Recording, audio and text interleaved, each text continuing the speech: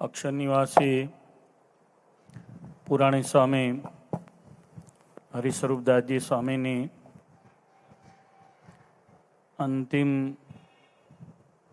આ સભામાં આટલું જલ્દી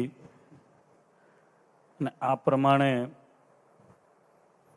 ગોપીનાથજી મહારાજના ચોકમાં ઉપસ્થિત થવાનું થશે એ અકલ્પનીય છે. પૂજ્ય સ્વામી વ્યક્તિગત રીતે હું એમના બહુ સંપર્કમાં ક્યારેય આવ્યો નહોતો. 2005માં વડતાલમાં ગુરુકુળ પરિવાર દ્વારા વચનામૃત દ્વિશતાબ્દીના પહેલા હરિકૃષ્ણ 3, 2 અને પહેલો હરિકૃષ્ણ મહારાજ મહોત્સવ ઉજવ્યો ત્યારે સ્વામીને મારે મળવા જવાનું થયું. વડતાલમાં કથા કરવા માટે આગ્રહ કર્યો અને સ્વામી વડતાલની કથા કરવા માટે એક દિવસ વ્યાખ્યાનમાં વડતાલ પધાર્યા. જીવન સંપૂર્ણપણે નિષ્ઠાવાળું તો આપણે જોઈએ જ છીએ. આ નિષ્ઠાના પરિણામે જ આટલો બધો વર્ગ આપણે સંતો ભક્તો બધા ઉપસ્થિત છીએ. ગોપીનાથજી મહારાજના સાનિધ્યમાંથી એમની હમણાં જ અર્થી ઉઠશે. આ નિષ્ઠાનું પરિણામ છે. એનાથી ચડિયાતી નિષ્ઠા હું કહું તો ગુરુની નિષ્ઠા છે. શાસ્ત્રી સ્વામી ધર્મજીવનદાસજીની નિષ્ઠા. શાસ્ત્રી સ્વામીના જોકમાં જેટલો સમાજ રહેલો છે, હરિભક્તો સંતો સાધુ થઈ ગયા કે સ્વભાવ થોડા ગેરમુખી નવાઈશ કે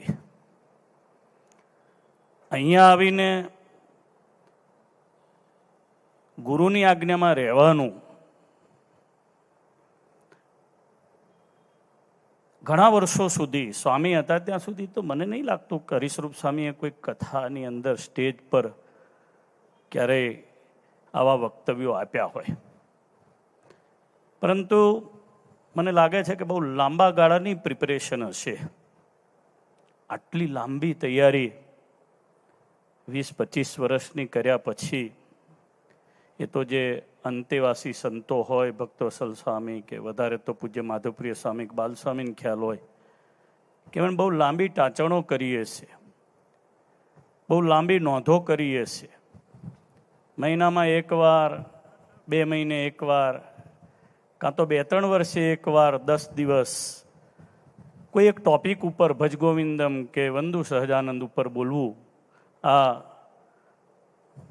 કોઈ સામાન્ય એક દિવસનું અહીંયા શ્રદ્ધાંજલિનું 2 મિનિટનું પ્રવચન નથી હોતું જે જીવનને બદલાવી શકે. પણ માનું છું કે ગુરુના સંપૂર્ણ આશીર્વાદ લીધા પછી મક્કમ મનના હતા. એ તો એમનું આ મૃત્યુ જ, એમનો અક્ષરવાસ જ આપણને કહી જાય છે. માણસ બધું જ સમજે છે. ફિલોસોફીની ભાષામાં ઇન્ટેલેક્ચ્યુઅલ કોન્સેપ્ટ છે. અનિવાર્ય સંજોગ છે, બધાના માટે છે. કેવા સંજોગોમાં મૃત્યુનો આવિષ્કાર કરવો એ દુર્લભમાં દુર્લભ દુનિયાની ખોજો કરનારા બૌદ્ધિકમાં બૌદ્ધિક લોકો પણ નથી કરી શકતા. એવું મૃત્યુને સરળ બનાવવું એ ક્યારેક કોઈક સંત મહાત્માઓ આ જગતની અંદર પોતે કરીને બીજાને બતાવી જતા હોય છે. ખેર આ માર્ગ બહુ દુર્લભ છે, બહુ કઠણ છે, બધાથી ન થાય.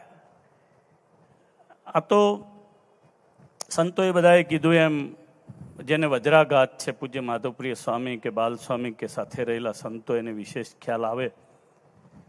આપણે તો બીજું શું કરી શકીએ. બધા હરિસ્વરૂપ સ્વામી ધામમાં ગયા, ચાલો આપણે અગ્નિ સંસ્કારમાં જઈએ, વાતો સાંભળશું, કથા સાંભળશું. હું વ્યક્તિગત રીતે પોતે એવું માનું છું કે જો આપણે બધા જ સ્વામીના સદ્ગુણો જેટલા છે એને જીવનમાં ઉતારવા આજને દિવસે 2, 5, 1 માળા વ્યક્તિગત રીતે કરીએ તો ગોપીનાથજી મહારાજનો અને સ્વામીનો આપણને રાજીપો મળશે.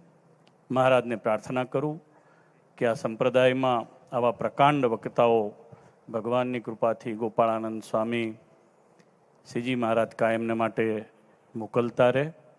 સ્વામીના ચરણોમાં ખૂબ આદરપૂર્વક શ્રદ્ધા સુમન અર્પણ કરીને વિરમું છું. સ્વામિનારાયણ ભગવાન કી જય.